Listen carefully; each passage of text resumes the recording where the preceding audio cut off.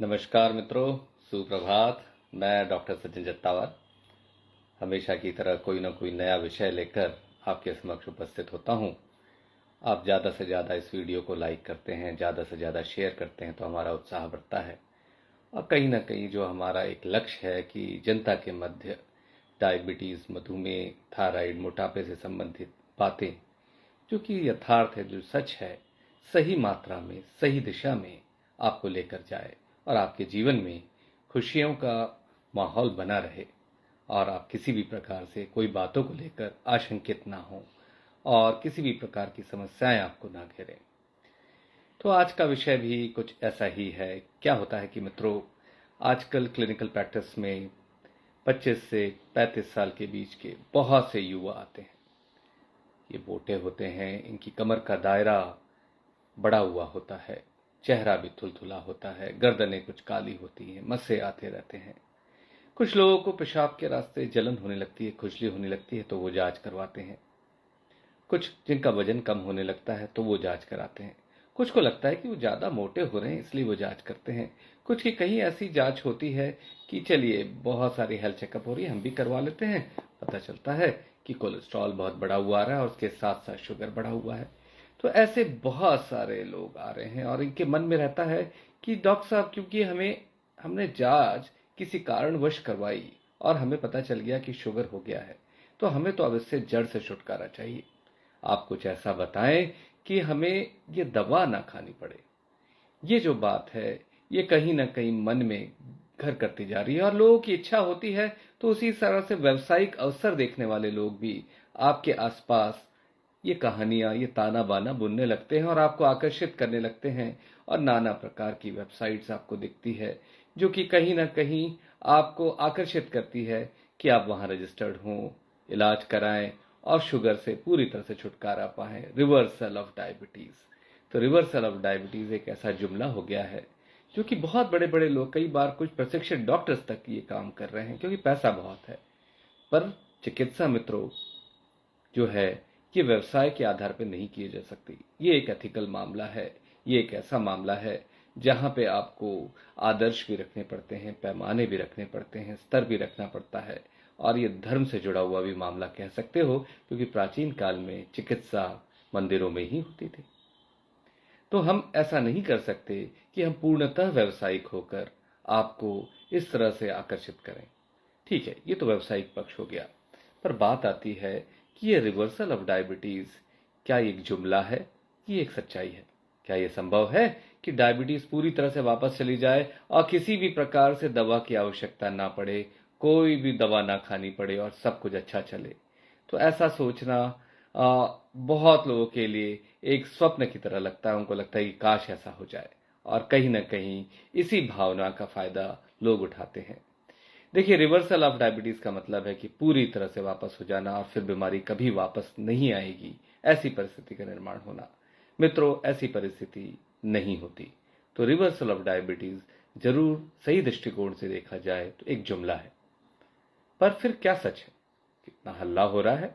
देखिए, हल्ला ये हो रहा है कि रिमिशन ऑफ डायबिटीज संभव है। रिमिशन का मतलब ये होता है कि आप पहले मधुमेह की दवा ले रहे थे, आपकी शुगर बढ़ी थी, दवा लेते लेते ऐसा दौर आया कि जब दवा बंद हो गई और पिछले 1 साल से आपका जो 3 महीने का एवरेज होता है ना, HbA1c, मैं हमेशा बताता हूं आपको, तो जो HbA1c है वो 6.4 और उसके नीचे रहने लगता है बिना किसी दवा के।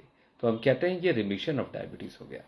तो रिमिशन ऑफ डायबिटीज एक ऐसी अवस्था है कि जहां जब आप खान पान नियंत्रित करते हैं, व्यायाम करते हैं और सारी चीज़ों को बहुत अच्छे से बना कर रखते हैं, तो ऐसा समय आता है कि जब आपको किसी भी प्रकार की दवा की ज़रूरत नहीं होती। लेकिन जैसे ही आप लापरवाही करने लगते हैं या बीमारी 2 कदम आगे बढ़ जाती है, आपको फिर से दवा की आवश्यकता पड़ती है। तो रिमिशन और रिवर्सल में ये अंतर है। रिवर्सल संभव नहीं है, रिमिशन संभव है। तो रिमिशन की अवस्था जो है, उसके लिए कोई बहुत विशेष प्रचार या व्यावसायिकता की आवश्यकता नहीं है, कोई विशेष पैकेज कि हम ऐसा ऐसा करें, हम हमारी जो टेक्निक है वो बहुत ही अच्छी है, बहुत सीक्रेट तरीका है, एक फॉर्मूला है, एक नुस्खा है। ऐसा कुछ नहीं होता। तो बिल्कुल सरल सी बात है कि अगर आपको मधुमेह है तो आपको बहुत अच्छे से अपना खान पान नियंत्रित करना होगा। तो बात घूम फिर के वहीं आती है, खान पान कितना, इतना जितना भूख हो उससे 2 रोटी कम खाइए। भोजन उतना ही करें जितनी शरीर को आवश्यकता हो। शरीर को एक सामान्य काम करने वाले शरीर को, ऑफिस गोइंग शरीर को 1800 किलो कैलोरीज की आवश्यकता होती है। आपको मधुमेह की संभावना बढ़ रही है तो आप इसको घटाकर 1500 कर दीजिए। तो ये 1500 कैलोरीज जिसमें 300 कैलोरीज का डेफिसिट होगा, ये कहीं ना कहीं आपको वजन नियंत्रित करने में मदद करेगा और शुगर भी आपका वापस रिवर्स गियर में जाएगा, माने रिमिशन हो सकता है। पर रिमिशन एक ऐसी अवस्था है जो जब प्राप्त हो तो हमें उसका आनंद लेना चाहिए। पर जिनको ये अवस्था प्राप्त नहीं हो, जिनकी दवा बंद नहीं हो पा रही पर कम हो रही है, मान लीजिए पहले आप 4 गोली खाते थे, अब आप 2 गोलियां खाते हैं या 1 गोली खाते हैं, तो उसमें आपको मन का संतोष ढूंढना होगा। उसमें आपको खुश होना होगा कि वर्तमान विज्ञान ने यह व्यवस्था कर दी जिसके कारण आप आज कम दवाओं में भी शुगर आपका नियंत्रित है और बहुत अच्छा महसूस कर रहे हैं। तो ये परिस्थिति सबके साथ नहीं हो पाती है। फिर दूसरा आप करें, नियमित व्यायाम करें।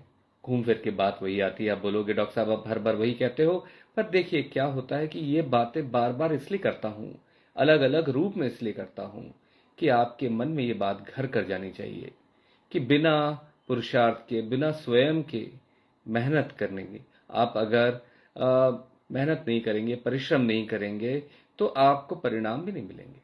कोई और मेहनत करेगा तो उसका शरीर अच्छा होगा, आपका शरीर अच्छा नहीं हो सकता। तो व्यायाम भी कितना नियमित आप शुरू में आप करें कि आप पैदल चलना चालू करें, फिर धीरे धीरे गति बढ़ाएं। फिर हो सकता है कुछ लोगों का और उत्साह बढ़े, उनका स्वास्थ्य अच्छा हो, उनको किसी प्रकार की जोड़ों की या हृदय की बीमारी नहीं हो, तो वो योग भी कर सकते हैं, जिम भी जा सकते हैं। तो कहने का मतलब ये है कि जो व्यायाम है उसका दायरा 1.5-2 घंटे के करीब धीरे धीरे धीरे धीरे 6 महीने में, साल भर में, 2 साल में बढ़ाइए। रुकिए मत। आप ये सोचें कि मैं 3 किलोमीटर रोज चलता हूं तो 3 किलोमीटर की अवस्था शुरू में बहुत लाभ देगी, मैं नहीं कह रहा कि बाद में लाभ नहीं देगी, पर बाद में उससे ज्यादा भी आवश्यकता रहेगी। तो उससे ज्यादा करने की अगर आप में क्षमता है तो क्यों नहीं आप 5 किलोमीटर चलिए, आप इसके साथ साथ जिम जाइए, आप योग करिए। तो ये जो है, ये 150 मिनट का जो व्यायाम है, जो हफ्ते भर का है, ये शुरुआती दौर का है। जो पारंगत हो जाते हैं, जो बुरी तरह से स्वस्थ होते हैं और नियमित व्यायाम करते हैं, तो ये 150 मिनट का दायरा तो वो एक ही दिन में कवर कर लेते हैं। तो कहीं ना कहीं बैठे बैठे आप अपना व्यायाम कर सकते हैं। मान लीजिए आप कंप्यूटर का काम करते हैं या सॉफ्टवेयर का काम करते हैं, वर्क फ्रॉम होम करते हैं, तो आप बैठे बैठे बीच में उठ गए, जंपिंग जैक्स कर लिए, सूर्य नमस्कार लगा लिए 2, या उठक बैठक कर ली, तो ये भी तो व्यायाम हुआ। मान लीजिए ये प्रक्रिया आपने 3-4-5 बार करी दिन में, तो आप मान के चलें कि आपका शरीर का जो सौष्ठव है वो पूरा हो जाएगा और आपको किसी भी अतिरिक्त विशेष प्रोग्राम या प्लान की जरूरत नहीं पड़ेगी। बिना किसी का एक अठन्नी खर्च किए बिना भी रंग चोखा हो जाएगा और बहुत अच्छे परिणाम आएंगे। तो व्यायाम को लेकर टेंशन में मत आइए, व्यायाम का एक कोई फिक्स दायरा नहीं है। आप बोलें कि डॉक्टर साहब मैं तो पैदल चलता हूं पर अब पैदल नहीं चल पा रहा, ठीक है, व्यस्तता के कारण आप पैदल नहीं चल पा रहे हैं तो घर में आपके सीढ़ियां हैं, सीढ़ियां ही ऊपर नीचे 10 बार हो जाइए। कहीं ना कहीं बहाना गाहे बगाए, जहां आपको गाड़ी से जाना है, संभव हो तो पैदल चले जाइए, वो भी व्यायाम हो गया। ऐसा थोड़ा है कि सुबह के समय उठकर ही आप व्यायाम करेंगे तो मैं उसको व्यायाम मानूंगा। शरीर थकना चाहिए, पसीना आना चाहिए और दिल की धड़कन बढ़नी चाहिए, और धीरे धीरे शौष्ठव करने का आपका जो दायरा है उसको आप बढ़ाते जाइए। खाना नियंत्रित करिए, नियमित व्यायाम करिए। 6 से 8 घंटे की नींद, इसमें क्या बुराई है? 6 से 8 घंटे की नींद हर आदमी का हक है। अगर आप नींद बराबर नहीं लेते हैं तो आपके बहुत सारे हार्मोन उत्सर्जित होते हैं शरीर में जो नकारात्मक प्रभाव लाते हैं। नकारात्मक प्रभाव वो भी कैसा कि आपकी मोटापा बढ़ने लगता है, आपको बीच बीच में भूख लगती है तो आप खाना ज्यादा खा लेते हो, शुगर बढ़ने लगता है, ब्लड प्रेशर बढ़ने लगता है, कोलेस्ट्रॉल बढ़ने लगता है। तो ये नकारात्मकता आपके शरीर में उत्सर्जित होती है, उन हार्मोन्स के कारण उत्सर्जित होती है जो नींद की कमी के कारण बढ़ रहे हैं। तो आपको कोशिश करनी चाहिए कि नींद आप सुनिश्चित करें, 6 से 8 घंटे की नींद हर रोज हो, और कहीं ना कहीं आजीवन की आपाधापी से अपने आप को कुछ अलग करके रखें। इसका मतलब ये नहीं कि आपको दौड़ नहीं लगानी, आपको आगे नहीं बढ़ना, आपको अपना व्यवसाय आगे नहीं बढ़ाना, सब बढ़ाना है, पर जो नजरिया है देखने का वो ऐसा होना चाहिए कि किसी भी परिस्थिति में हमें चिंता, परेशानी, दिल की धड़कन बढ़ना, ये अवस्था नहीं बननी चाहिए। अगर देखा जाए तो 40 के बाद के आदमी के लिए भगवान कृष्ण ने भी यही कहा, गौतम बुद्ध भी यही कहे गए, माइंडफुल बिहेवियर जो होता है वो यही है।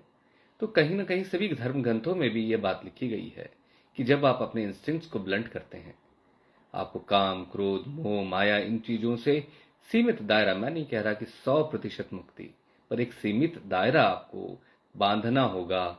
जैसे जैसे आप 40 के ऊपर हो जाते हैं तो इन चीजों को बांधते हैं तो भी आपका काम बहुत अच्छा होता है, आपकी कार्य क्षमता बढ़ती है, आपका मन अच्छा रहता है, आपका शरीर अच्छा रहता है और आप बहुत सशक्त तरीके से कार्य कर पाते हैं। ये तीनों चीजें, चारों चीजें हो गई तो उसके बाद ये ध्यान रखें कि छोटी छोटी बातों में उलझना नहीं है। हमेशा समाधान परक बने, ऐसे ना बने समाधानी बने। ऐसे ना बने कि छोटी सी बात हो गई और मन खराब हो गया, दिल की धड़कन तेज हो गई, पसीना पसीना हो गए और ऐसा दिमाग कुंद हो गया कि कुछ और सोच ही नहीं पा रहे हैं। तो उस परिस्थिति के बाहर निकलना भी मधुमेह के मरीजों के लिए बहुत जरूरी है। अगर आप निकलते हैं तो मान के चलें, आप रिमिशन भले ही ना हो, रिवर्सल भले ही ना हो, पर आपका शुगर बहुत अच्छा नियंत्रित रहेगा। तो इन बातों पे ज्यादा ध्यान देने की आवश्यकता है। जेबें खाली मत करिए, अपने व्यवहार बदलिए, अपने आचार व्यवहार बदलिए, सोच बदलिए, सोच का दायरा बढ़ाइए, समाधानी बनिए और टेंशन तनाव मत करिए। फिर इसके बाद आपको आवश्यकता पड़ती है तो अपने डॉक्टर से मिलें। डॉक्टर से मिलना बोझा नहीं होना चाहिए। एक अच्छे योग्य हार्मोन रोग विशेषज्ञ यानी एंडोक्राइनोलॉजिस्ट से मिलें, क्योंकि ये ट्रेन डॉक्टर होते हैं मधुमेह के लिए। तो ट्रेन डॉक्टर से मिलेंगे तो कुछ ना कुछ बारीकियां उनको दूसरे डॉक्टरों से ज्यादा आएंगी, तो कहीं ना कहीं आपके जीवन में भी सही दिशा मिल पाएगी। तो डॉक्टर साहब मिलना भी एक ऐसा है कि जिनका शुगर नियंत्रित हो गया है वो साल में 2 बार मिले। एक बार कॉम्प्लिकेशंस के लिए मिले, कॉम्प्लिकेशंस दूर हो जाएंगे तो सही चलेगा, सब कुछ बहुत अच्छे से नियंत्रित रहेगा और आपके जीवन में खुशियां आएंगी। और हो सकता है इलाज के दौरान डॉक्टर साहब बोलें कि अब दवाओं की आवश्यकता नहीं है, अपन बंद कर लेते हैं।